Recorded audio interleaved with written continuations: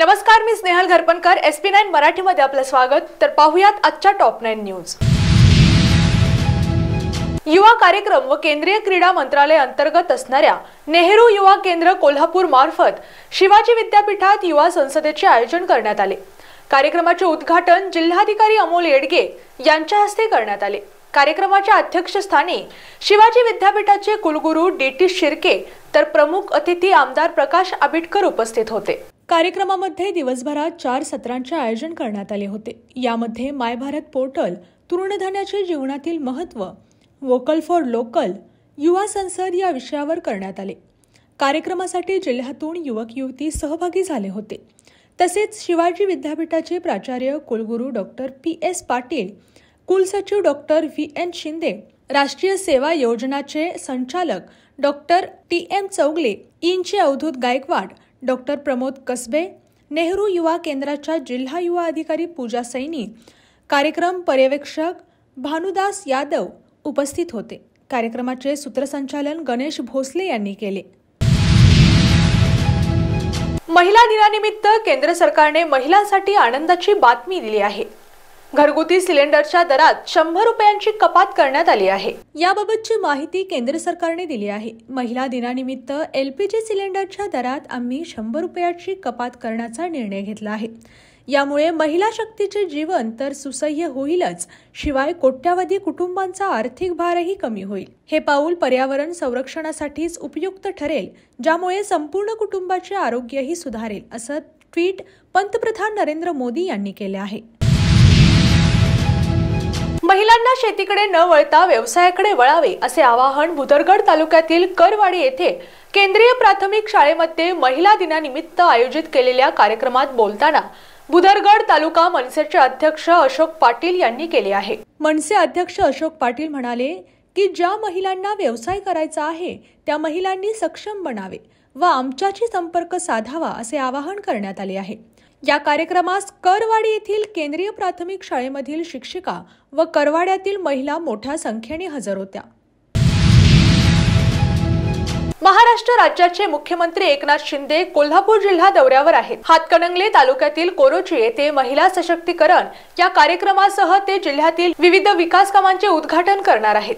यावेळी स्वाभिमानी शेतकरी संघटनेच्या काही कार्यकर्त्यांनी मुख्यमंत्र्यांचा ताफा अडवण्याचा प्रयत्न करत जोरदार घोषणाबाजी केली. गतवर्षी तुटलेल्या उसाला प्रतिटन 100 रुपये देण्याच्या मागणीवरून काळे झेंडे दाखवण्यात आले आहेत. गतवर्षी तुटलेल्या उसाला प्रतिटन 100 रुपयाचा हप्ता तातडीने द्या या मागणीसाठी स्वाभिमानी शेतकरी संघटनेच्या वतीने मुख्यमंत्री एकनाथ शिंदे यांना कोल्हापूर जिल्ह्यातील पेठवडगाव हातकणंगलेवर काळे झेंडे दाखवण्यात आले.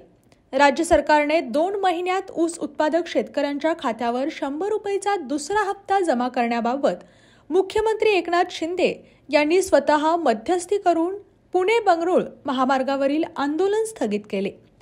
कोल्हापूर जिल्ह्यातील 9 साखर कारखान्यांनी 100 रुपये देण्याबाबत प्रस्ताव शासनाकडे सादर केले आहेत.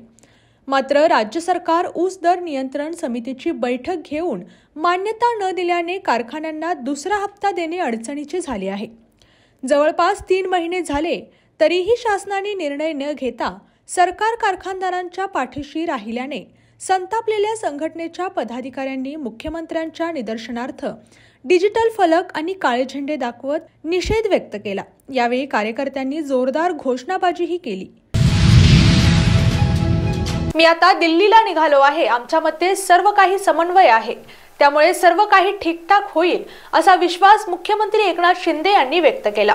ते कोल्हापूर जिल्ह्यातील हातकणंगले तालुक्यातील पेठवडगाव येथे पत्रकारांशी बोलताना बोलले. मुख्यमंत्री शिंदे हे शुक्रवारी सकाळपासून कोल्हापूर जिल्ह्याच्या दौऱ्यावर आहेत. इचलकरंजी जवळील कोरोची येथे महिला मेळाव्यामध्ये त्यांनी भाषण करून मानगाव, हातकणंगले आणि पेठवडगाव या ठिकाणी विविध कार्यक्रमांना उपस्थिती लावली. पेठवडगाव येथे पत्रकारांशी बोलताना ते म्हणाले, खासदार धैर्यशील माने यांच्या मतदारसंघातील विविध विकास कामांचा प्रारंभ करण्यासाठी मी दौऱ्यावर आलो होतो. माने यांची चांगले काम केले असून त्यांना आमच्या शुभेच्छा आहेत. शिवशंकराची स्तुतिस्तोत्र ओम नमः शिवायचा जप, रुद्राभिषेक, महारुद्राभिषेक, बेल, फूल, धूप, आरती, पालखी सोहळा, भजन, कीर्तन, प्रवचन, महाप्रसाद अशा मंगलमय आणि धार्मिक उपक्रमांनी शुक्रवारी जिल्ह्यात महाशिवरात्री मोठ्या उत्साहात आणि भक्तिमय वातावरणात साजरी करण्यात आली। महाशिवरात्रीमुळे फुलांच्या बाजारात बेल आणि पांढऱ्या फुलांना चांगलीच मागणी होती। कित्येक मंदिरांमध्ये महाप्रसादाचेही आयोजन करण्यात आले होते। शेकडो भक्तांनी महाप्रसादाचा लाभ घेतला। शंभो शंकराच्या गजरासह जिल्ह्यात महादेवाला रुद्राभिषेक करण्यात आला। या सर्वच मंदिरात गुरुवारी रात्री विद्युत रोषणाई केली होती। शहरांतर्गत फिरणाऱ्या बसमध्ये महिलांना 50% सवलत, शेती पंपावर वाढवलेली 20% पाणीपट्टी माफ, इचलकरंजीतील रस्त्यांसाठी नगरोत्थान योजनेतून 100 कोटींचा निधी, साध्या भागाला 1 रुपये, आधुनिकला 75 पैशांची वीज सवलत अशा विविध घोषणा मुख्यमंत्री एकनाथ शिंदे यांनी केल्या। कोरोची तालुका हातकणंगले येथे आयोजित मुख्यमंत्री महिला सशक्तीकरण अभियानाप्रसंगी ते बोलत होते। शिंदे म्हणाले, कोल्हापूर आणि सांगली जिल्ह्यात महापूर येतो, त्यासाठी जागतिक बँकेच्या माध्यमातून 3200 कोटींचा प्रकल्प तयार करण्यात आला असून त्यातून पुराचा प्रश्न नाहीसा होईल। दूषित पाणी मिसळून पंचगंगा प्रदूषित होते, ते रोखण्यासाठी 750 कोटी रुपये देण्यात येतील। त्यातून आवश्यक त्या सर्व ठिकाणी एसटीपी प्रकल्प उभारला जाईल। कोल्हापुरात उच्च न्यायालयाचे खंडपीठ होण्यासाठी ॲडव्होकेट जनरल आणि मुख्य न्यायाधीश यांच्याशी चर्चा सुरू आहे। लवकरच हा प्रश्न मार्गी लावला जाईल। देशातील सध्याच्या राजकीय परिस्थितीत भाजपसोबत न जाणाऱ्या माजी नगराध्यक्षा स्वाती कोरी यांनी घेतलेल्या भूमिकेचे काँग्रेसचे जिल्हाध्यक्ष आमदार सतेज पाटील यांनी स्वागत केले। जनता दलाने यापुढे महाविकास आघाडीसोबत काम करावे, आपण सदैव आपल्या पाठीशी राहू असे आश्वासनही त्यांनी कोरी यांना गुरुवारी दिले। काँग्रेसच्या बूथ प्रतिनिधींच्या प्रशिक्षण कार्यक्रमानिमित्त आमदार पाटील गडिंग्लज चंदगड दौऱ्यावर आले होते। दरम्यान त्यांनी सायंकाळी माजी आमदार दिवंगत श्रीपतराव शिंदे यांच्या घरी जाऊन कोरी यांच्याशी चर्चा केली। यावेळी शिंदेंच्या पत्नी उर्मिलादेवी शिंदे, पुतणे सुनील शिंदे, जावई माजी उपनगराध्यक्ष महेश कोरी उपस्थित होते।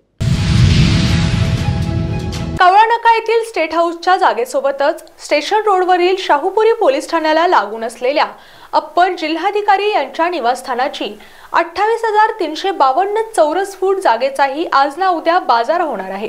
कारण ही जागा ही सार्वजनिक बांधकाम विभागाने राज्य रस्ते विकास महामंडळास 5 जुलै 2016च्या शासन आदेशाने 99 वर्षाच्या कराराने दिली आहे। कावळानाका रेस्ट हाऊसचे प्रकरण पचले की या जागेचाही असाच लिलाव होऊ शकतो। कावळानाका रेस्ट हाऊसची जागा हेरिटेजमध्ये असतानाही तिचा बाजार झाला आणि या जागेवर तर कोणतेच आरक्षण नाही, त्यामुळे ती ताब्यात घेण्यास राजकीय नेत्यांना आणि त्यांनी संरक्षण दिलेल्या बिल्डर्सलाही फारसे अडचणीचे नाही। आजच्या टॉप 9 न्यूज इथे संपल्या। पुन्हा भेटू नव्या बातम्यांसोबत। तोपर्यंत तुम्ही पाहत रहा SP9 Marathi, your time your news. धन्यवाद।